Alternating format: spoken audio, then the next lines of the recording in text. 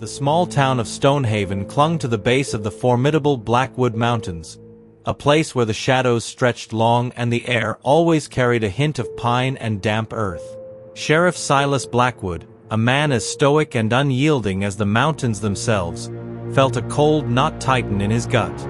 It wasn't the usual chill of the mountain air. It was the chilling silence of Stonehaven. The town bell, a weathered bronze sentinel in the church steeple, hadn't rung in 3 days. And that was not right. The bell had tolled daily for over a century, marking the hours, celebrating births, mourning deaths, and most importantly, warning of the encroaching mist from the mountains that brought with it an unnerving quiet. Old Man Abernathy, the town's grizzled bell ringer, was meticulous. For the bell to be silent meant something was deeply, terribly wrong. Silas had received a garbled message 2 days prior, relayed by a frightened trapper. The mist, it stays. And the bells, they stopped. People, just gone. He rode into Stonehaven alone, his horse's hooves clattering eerily on the deserted main street. Smoke still curled from a few chimneys, a deceptive sign of life. But there were no children playing, no chatter from the general store, no distant shouts from the sawmill. Just the oppressive silence. He dismounted at the church, its wooden doors slightly ajar. A faint, sweet, cloying smell of damp earth and something indefinable, yet deeply unsettling, hung in the air. As he pushed the doors open, they groaned mournfully. Inside, the church was empty, the pews dusted, the altar pristine.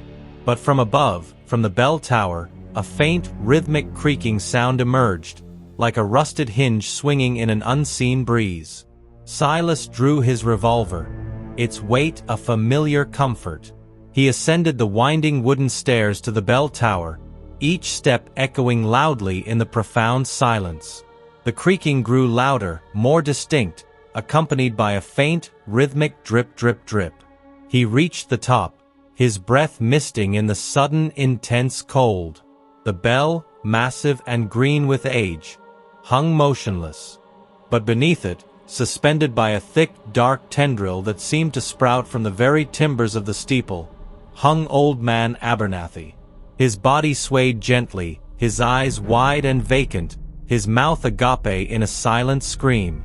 His skin was pale, almost translucent, and his body looked strangely deflated, as if something essential had been drawn out of him. From the shadows clinging to the highest rafters, a guttural, sucking sound filled the air, wet and horrifying. And then, a faint, sibilant whisper brushed against Silas's ears, not from a mouth, but from the air itself, still, hungry. This was no ordinary killer. This was something that consumed. And it was still here, high in the church steeple, waiting. Sheriff Silas Blackwood's blood ran cold. Old Man Abernathy, suspended from the rafters, was a horrifying testament to the invisible terror lurking in Stonehaven. The sucking sound intensified, wet and unnerving, emanating from the darkest corners of the steeple, followed by the chilling whisper, "Still hungry." The pervasive coldness intensified, making his teeth chatter. He swung his revolver, aiming for the shadows where the sounds came from. The air around him shimmered faintly, a subtle distortion that hinted at something unseen yet profoundly present. He felt a profound sense of dread, a draining lethargy that threatened to overwhelm him, just as it had consumed Abernathy. This wasn't merely cold, it was a cold that sapped life, drawing strength from him with every breath. A dark, amorphous mass slowly detached itself from the shadows clinging to the steeple's timbers. It wasn't solid, but a swirling, semi-transparent entity, vaguely resembling a massive, elongated spider, its legs mere tendrils of shadow. It pulsed with a faint, internal sickly purple light, and from its form, the cloying smell of damp earth and decay grew stronger, overwhelming his senses. This was the entity. It was the essence devourer, a creature of nightmare that consumed the very life force of its victims, leaving behind empty husks. The legends of the creeping mist, that swallowed men whole suddenly made a terrifying kind of sense. The creature moved with an unnerving, silent fluidity, its shadowy tendrils stretching towards Abernathy's drained body, seeming to draw something invisible from him. The sucking sound continued, a horrifying vacuum. The whisper in Silas's mind grew louder, more direct. "Join, essence, mine." Silas fired. The bullets passed through the amorphous mass, leaving only fleeting ripples in its shadowy form. They had no effect. The essence devourer merely shifted, its sickly purple light pulsing with what seemed like perverse amusement, and began to flow towards Silas, its shadowy tendrils reaching out. He stumbled back, his heavy coat feeling impossibly light, his body growing strangely numb. He could feel the draining sensation intensify, a cold current flowing out of him, leaving him hollow. He remembered Abernathy's translucent skin, his deflated body. This creature was literally sucking the life out of him. He had to get out, and find something that could fight a being that devoured essence, not flesh. His eyes darted around the bell tower, searching for anything. His gaze fell on the massive bronze bell, its ancient metal cold and heavy. He remembered the local legend of the bell, forged with silver from a meteor, said to have mystic properties, especially against ill omens from the mountains. A desperate, wild idea sparked in his mind. Perhaps the bell, with its strange composition, held some property that could disrupt this intangible horror. He had to ring it. He lunged for the bell's thick, frayed rope, even as the shadowy tendrils of the essence devourer closed in, its pervasive cold suffocating him, the whispers filling his mind, urging him to surrender his very being. Silas Blackwood lunged for the bell rope, his movements sluggish against the overwhelming draining sensation and pervasive cold radiating from the essence devourer. The shadowy tendrils of the creature whipped around him, barely missing his face, and the whispering voices in his mind became a frantic, desperate chorus. "Give in empty." He gripped the thick rope, rough against his freezing hands. The essence devourer, its amorphous form pulsing with sickly purple light, was almost upon him, its form filling the small space around the bell. The horrific sucking sound intensified, and Silas felt his strength rapidly ebbing, his vision blurring at the edges. With a guttural cry of defiance, Silas pulled the rope with all his remaining might. The heavy bronze bell, silent for 3 terrifying days, began to swing. It moved slowly at first, then gained momentum, its massive bulk creaking against its ancient timber frame. The first chime was not a gentle ring, but a deafening metallic blast that reverberated through the entire steeple, shaking the very foundations of the church. It was a sound that seemed to tear at the fabric of the air, raw and powerful. The effect on the essence devourer was immediate and cataclysmic. The shadowy creature shrieked, a dry, tearing sound that seemed to shred the very air. Its amorphous form contorted violently, thrashing against the unyielding sound waves. The sickly purple light pulsing within it flared wildly, then began to dim, flickering erratically. The whispers transformed into a chaotic, tormented wail of pure agony, a symphony of suffering that echoed from the very core of the creature. The bell swung again, and the second, even louder, chime erupted. This time, the sound was accompanied by a visible wave of shimmering force that radiated outward from the bell, impacting the essence devourer. The creature let out another ear-splitting shriek. Its shadowy form began to shred, dissolving into fine tendrils of mist that dissipated as they touched the air. The cloying smell of decay intensified momentarily, then vanished entirely, replaced by the clean, sharp scent of ozone. Silas pulled the rope again, and again, ringing the bell relentlessly. Each powerful chime sent another wave of resonant energy through the steeple, tearing at the dissolving entity. The essence devourer, unable to withstand the purifying sound, rapidly retreated, its remnants flowing back into the shadows, dwindling, shrinking, its final, faint whispers fading into nothingness. Broken, gone. Within moments, the pervasive cold lifted entirely, replaced by the natural, cool air of the steeple. The horrifying sucking sound ceased. The bell's chimes, though still loud, now sounded like a triumphant peal, echoing across the silent town. The essence devourer was gone. Silas collapsed onto the wooden floor, gasping for breath, his body aching but alive. He looked up at Abernathy's body, still suspended. The life couldn't be returned, but the horror had been banished. He had faced the unholy, consuming darkness of Stonehaven, and he had, against all odds, driven it back. Silas Blackwood lay on the bell tower floor, utterly spent, the echoes of the triumphant bell still ringing in his ears. The oppressive cold was gone, replaced by the natural, cool dampness of the church. He could breathe freely now, the draining sensation vanished. He pushed himself up, his body bruised and exhausted, but a profound sense of relief washed over him. The essence devourer was gone. He made his way down the winding stairs, his legs shaky. As he reached the main floor of the church, he noticed something.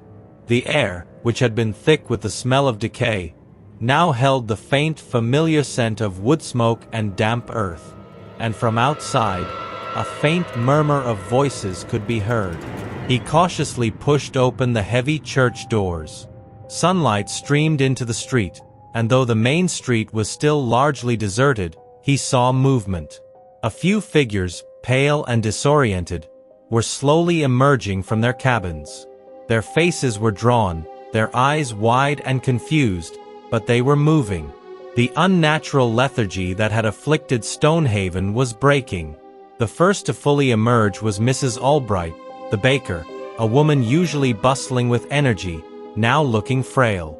She blinked at the sunlight, then her eyes darted to the church. "Silas?" The bell. It rang. Her voice was weak, but filled with a glimmer of hope. Word spread quickly. The powerful chimes of the bell had not only banished the essence devourer, but had also, somehow, awakened the town from its silent stupor. More people emerged, blinking in the light, their minds slowly clearing from the pervasive influence of the creature. They spoke in hushed, disoriented tones, describing a long dream or a heavy sleep that had robbed them of days. They remembered the creeping mist, the chilling cold, but little else. Silas couldn't, and wouldn't, tell them the full truth of the essence devourer. How could he explain a shadowy entity that consumed life force? They wouldn't understand, and it would only cause more terror.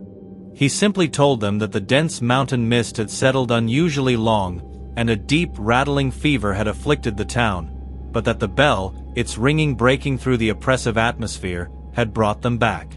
He spoke of the bell as a symbol of hope, a beacon that had cut through the darkness.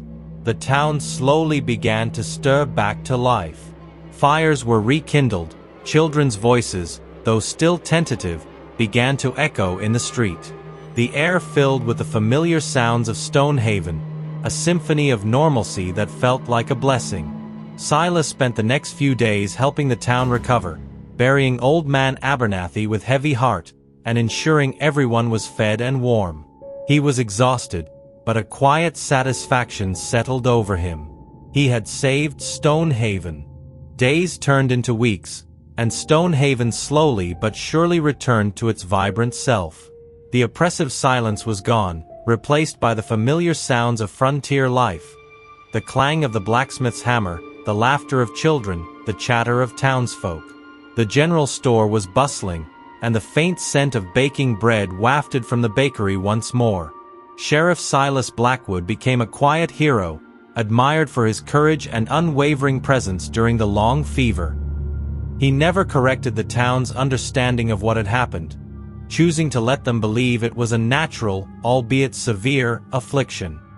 He knew the true horror of the essence devourer was too much for them to bear. Yet, Silas remained vigilant. He often found himself staring at the Blackwood Mountains, especially when the occasional mist would begin to roll down their slopes. It was a natural phenomenon, But for him, it carried a new, chilling meaning. He knew the essence devourer had been banished, shattered by the bell's chime, but he couldn't shake the feeling that its presence, or something like it, still lingered in the wild, untamed places of the mountains. Sometimes, when the mist was particularly thick, and the air grew unusually cold, Silas would feel a faint prickle on the back of his neck. He'd swear he could hear a fleeting, almost imperceptible whisper on the wind, a dry, resentful sound that seemed to come from the depths of the mountain itself, waiting for more. He never spoke of these sensations, keeping them locked within himself. He learned to trust his intuition more than ever, spending more time patrolling the mountain trails, always carrying his rifle, his eyes scanning the ancient trees and shadowed ravines. He knew the bell had saved Stonehaven, but he also knew that the balance between life and whatever existed in the dark corners of the world was a delicate one. The town bell, now revered as a symbol of Stonehaven's resilience, continued to toll every day, its powerful chimes echoing across the valley, a constant reminder of the life that had been preserved. But for Silas, each toll was also a silent vigil, a warning against the unseen, unheard terrors that still lurked beyond the town's fragile light. He was the quiet guardian, forever watching the mountains, forever listening to the wind, a sentinel against the darkness that almost consumed his home. Years turned into decades, and Stonehaven flourished. The town grew, new families settled, and the legends of the Long Fever and the Miracle Bell became cherished parts of its history. Sheriff Silas Blackwood, now a venerable figure with silver hair and eyes that held the wisdom of a lifetime on the frontier, eventually retired from his duties, passing the badge to a younger man. But his vigil never ended. He spent his later years in a small cabin on the outskirts of Stonehaven, close enough to hear the daily toll of the bell, yet near enough to the mountains to feel their ancient presence. He would sit on his porch, smoking his pipe, his gaze fixed on the peaks, especially when the mountain mist descended. The essence devourer, to his knowledge, never returned. The bell's powerful chimes, a weapon against its ethereal form, seemed to have driven it back to wherever it had come from, or shattered it completely. But the lingering feeling, the subtle cold spots in the deepest ravines, the occasional phantom whisper on a particularly still night, remained. Silas understood that some evils weren't truly defeated, only driven back, dormant, waiting for another opportunity. He taught the young sheriff about the subtle signs of the mountain's changing moods, about the importance of listening to the land, and about the weight of silence. He never spoke of the true horror, but he instilled a sense of vigilance, a quiet respect for the unknown that went beyond simple law enforcement. The bell of Stonehaven continued to toll, a constant heartbeat for the town, a sound of life and hope that resonated through the valley. It was a comforting sound for most, but for Silas, it was also an eternal reminder of the darkness it had once fought, and the constant need for vigilance. Silas Blackwood lived a long life, his spirit unbroken. He died peacefully in his sleep, his last breath taken under the watchful gaze of the Blackwood Mountains. The town mourned him, remembering him as a steadfast protector.